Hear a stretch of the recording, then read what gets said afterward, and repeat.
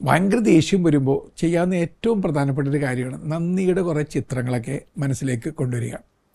ഹിതോപദേശത്തിൽ, ഭാരതീയ പുരാണങ്ങളിലെ ഹിതോപദേശത്തിൽ രസകരമായൊരു concept ഉണ്ട്. അവർ പറയുന്നു, ഒരു തെങ്ങ് നിങ്ങൾ നോക്കിക്കാണുക, അത് വളരുന്ന സമയത്ത് ആരോ ഇത്തിരി വെള്ളം ഒഴിച്ചതിന് പകരമായിട്ട് ഇപ്പോൾ തണ്ണീർക്കുടം തലയിൽ ചുമന്നുകൊണ്ടിരിക്കുകയാണ്. നിങ്ങൾ എപ്പോഴെങ്കിലും തെങ്ങിനെക്കുറിച്ച് അങ്ങനെ ചിന്തിച്ചിട്ടുണ്ട്?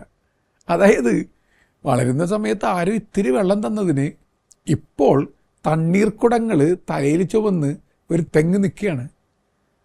അങ്ങനെയാണെങ്കിൽ ആരോടൊക്കെ എന്തിനൊക്കെ നന്ദി പറഞ്ഞുകൊണ്ടാണ് നമ്മൾ നിൽക്കേണ്ടത്?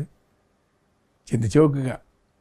എനിക്ക് പരിചയമുള്ള ഒരാൾ, അദ്ദേഹത്തിൻ്റെ പോക്കറ്റിൽ ഒരു കല്ലിട്ടിട്ടുണ്ട്.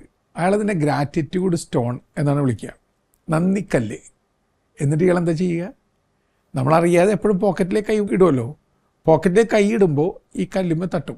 അപ്പോൾ തന്നെ അയാൾ നന്ദി പറയേണ്ട ആരെങ്കിലും ഓർക്കും. എന്തൊരു രസകരമായ രീതി നോക്കുക.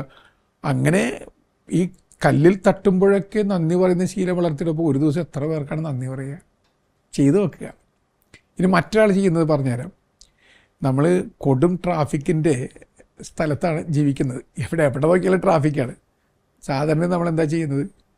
അകത്തിരുന്ന് പുകഞ്ഞ് എരിഞ്ഞ് ദേഷ്യപ്പെട്ട് ഹോണടിച്ച് ചിലപ്പോൾ പൊട്ടിത്തെറിച്ച് നമ്മളങ്ങനെ ഇരിക്കും. എന്നിട്ട് നമുക്കെന്താ ഗുണം? കുറച്ചുകൂടി നമ്മൾ ടെൻഷനാവും, കുറച്ചുകൂടി നമ്മുടെ ആരോഗ്യം നശിക്കും. അങ്ങനെ സംഭവിക്കേണ്ട ആവശ്യമുണ്ടോ? എൻ്റെ ഒരു സുഹൃത്ത് പറഞ്ഞു, ട്രാഫിക്ക് മാറ്റാൻ എനിക്ക് പറ്റില്ല. ഞാനെന്ത് ചെയ്യും? ഈ ട്രാഫിക്കിൽ പെട്ട് കിടക്കുമ്പോൾ പതുക്കെ ഒന്ന് കണ്ണടച്ച് വെറുതെ നന്ദിയുടെ പാട്ടുകളൊക്കെ പാടും, നന്ദിയുടെ വചനഭാഗങ്ങൾ ഓർക്കും. എൻ്റെ അപ്പന് നന്ദി പറയും, അമ്മയ്ക്ക് നന്ദി പറയും, ഗുരുക്കൾക്ക് നന്ദി പറയും. അതൊരു ശീലമായി മാറി. ഇപ്പോൾ ട്രാഫിക് ജാമിനിടയിൽ പെട്ടുപോയാലും ഞാൻ ജാമായി പോകാറില്ല. മറിച്ച് ഞാൻ കുറച്ചുകൂടി റിന്യൂഡായ അനുഭവത്തിലേക്ക് കടന്നു വരും.